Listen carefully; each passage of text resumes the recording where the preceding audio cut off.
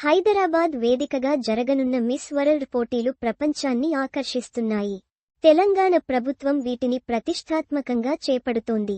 మే 10 నుంచి 31వ తేదీ వరకు జరిగే పోటీలకు ఇప్పటికే వివిధ దేశాలకు చెందిన అందగత్తెలు మన దేశానికి చేరుకుంటున్నారు. మిస్ బ్రెజిల్ జెస్సికా స్కాండియుజి పెడ్రోసో హైదరాబాద్లో కాలు పెట్టారు. మొత్తం 120 దేశాల ప్రతినిధులు పాల్గొంటున్న ఈ అందాల పోటీల్లో భారత్ తరఫున రాజస్థాన్ యువతి ప్రాతినిధ్యం వహించనున్నారు. పాల్గొంటున్నది 120 దేశాల వారే అయినా 150 పైగా దేశాలలో ఈ కార్యక్రమం ప్రత్యక్ష ప్రసారం కానుంది. 8 తేదీ నాటికి మిస్ వరల్డ్ పోటీలలో పాల్గొనే యువతులు హైదరాబాద్ చేరుకోనున్నారు. ఈ నెల 10న గచ్చిబౌలిలో మొదలయ్యే పోటీలు 31న గ్రాండ్ ఫైనల్స్తో ముగియనున్నాయి. కాగా 1996 తర్వాత మిస్ వరల్డ్ పోటీలకు భారత్ ఆతిథ్యం ఇవ్వడం ఇదే తొలిసారి. అప్పట్లో బెంగళూరులో జరిగిన పోటీలను బాలీవుడ్ బిగ్ బి అమితాబ్ బచ్చన్కు చెందిన ఏబీసీఎల్ కార్పొరేషన్ నిర్వహించింది.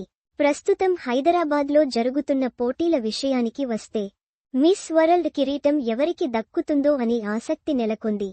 భారత్ నుంచి 1966లో తొలిసారిగా రీటా ఫారియా విజేతగా నిలిచింది. 1994లో ఐశ్వర్యారాయ్, 1997లో డయానా హేడెన్, 1999లో యుక్తాముఖి, 2000లో ప్రియాంక చోప్రా, 2017లో మానుషి చిల్లర్ మిస్ వరల్డ్ టైటిల్స్ సాధించారు. గమనార్హం ఏమంటే మిస్ వరల్డ్ టైటిల్ సాధించిన భారతీయ యువతుల్లో రీటా ఫారియా తప్ప అందరూ సినీ రంగంలో కాలు పెట్టారు. మరి హైదరాబాద్లో జరుగుతున్న పోటీలపైన సినీ రంగం కన్ను ఉంటుంది అనడంలో సందేహం లేదు. టాలీవుడ్ డైరెక్టర్ల కన్ను మిస్ వరల్డ్ పోటీల విజేతలకు ఎలాగూ సినీ, మోడలింగ్ అవకాశాలు వెల్లువెత్తుతాయి. కానీ అందరూ విజేతలుగా నిలవలేరు కదా. అయితే పాల్గొనేవారంతా అందగత్తెలే అనే సంగతి మర్చిపోవద్దు. అసలే టాలీవుడ్ ఇప్పుడు పాన్ ఇండియా సినిమాలు నిర్మిస్తోంది.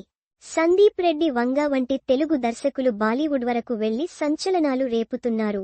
ఇక ఎస్ఎస్ రాజమౌళి వంటి దర్శకుల సంగతి చెప్పక్కర్లేదు.